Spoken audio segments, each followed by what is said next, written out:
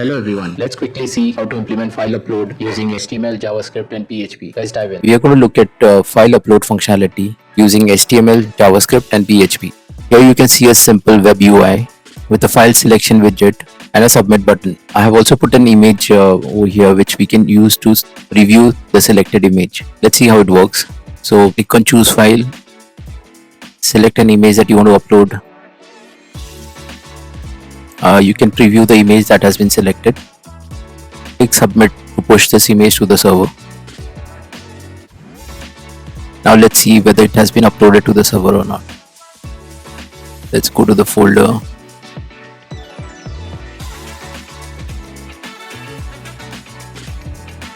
Here you can see the file has been uploaded.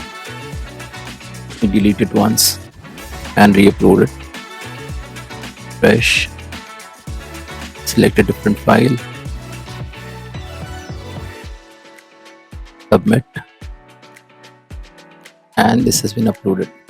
So simple but very regular feature that we as web developers use on a daily basis or code on a daily basis. Let's see how it's implemented. For the front end, I'm using Bootstrap just to make it easy to build a responsive UI. So I have a Bootstrap container inside which I have created a row, and that row contains a column. Inside the column, I have this file input element, input type file, which is an ID of profile big file. The second row contains the image which we use for preview, and the third row contains the submit button. Let's look at the JavaScript code which makes this functional. On the JavaScript side, first thing we have is a DOM content loaded listener. This listener is triggered once the HTML DOM object is fully loaded. Inside that, I look up the submit button using get element by ID and then add a click listener to it. In step 2, this is for the preview of the selected image file. So here we look up the element, the file element, add a change listener to that. When you select a file, the change listener is triggered. In the event object that comes with the event listener, we get reference to the file. Now this file cannot be directly assigned to the image.src attribute. So we need to first load the image.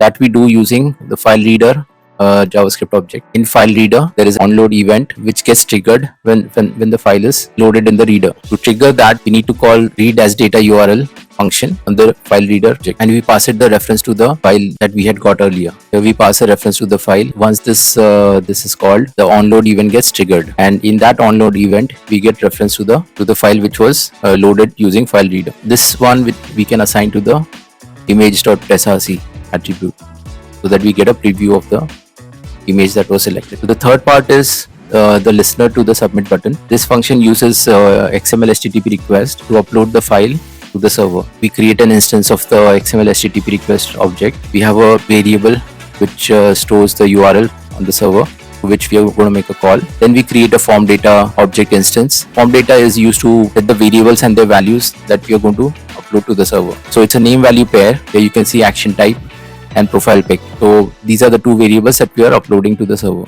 or these are the two values that we are uploading to the server. The method by which we are making this call is HTTP post. We set that to the XML HTTP request object. Once we make a call to this is the main function, HTTP request.send, which takes form data as the argument. Once we make this call, there are 3 callback functions which could get called based on whether the connection was successful to the server or not. So let's look at error callback listeners. There is an on error and there is an on timeout. On error is when you have a network issue. Suppose your Wi-Fi is down, so you will get this error when there is no network connectivity at all.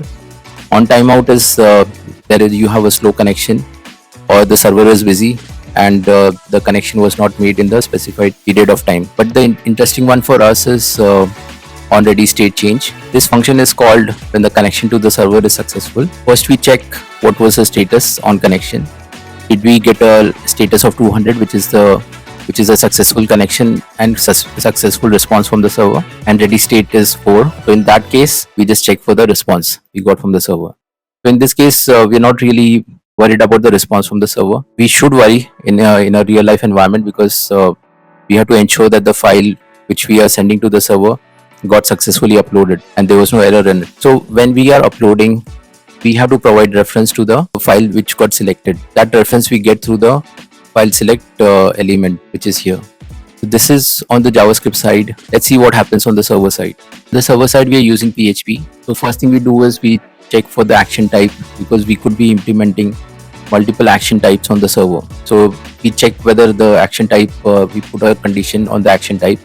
The action type is upload file, so which is what we had set in JavaScript over here, upload file. Once we successfully enter the condition of upload file, we check the file name of the file that was uploaded. This you can get through the files object, files PHP object. So files PHP object contains an array of the files you could be uploading multiple files. So in our case, we uploaded through the profile pic file variable that we set in our form, which is over here. So that's a variable that we're looking for. And then for this particular variable, there are multiple properties. So we are looking for the name property. So here we get the file name, uploaded file name. In the uploaded file name, we check whether it was a default image, which so if you see the form, this is the default image, avatar.jpg. Sorry, avatar.png. So we check whether it was a default image. If it was, because if it's the default image, we don't want to save it. So if it's not the default image, then we get the extension of the file. So there is a function called pathinfo, using which you can get the extension of the file. Next thing what we do is we get a random number just to set a random name to the file, and then we create a file name so that it's unique. I append out underscore to the random variable, and then append the extension of the file. Then the last step is upload the file which we received on the server side to a folder of our choice. So we use this function move uploaded file PHP function built for this functionality. To this we need to pass two variables. One is the input file, and we use another property of the uploaded file, which is the temporary name of the file which was uploaded, and then where you want the file to be stored. So I have a variable called upload directory, which goes to ..uploads and the file name that we created over here. That's how it lands up in the uploads directory over here. For all this functionality, I'm running a XAMPP server. So there's a XAMPP.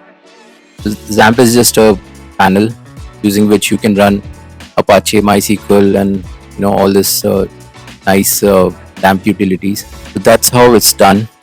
File upload using HTML, JavaScript, and PHP. I hope you find this useful. Thanks for watching. Take care. Bye.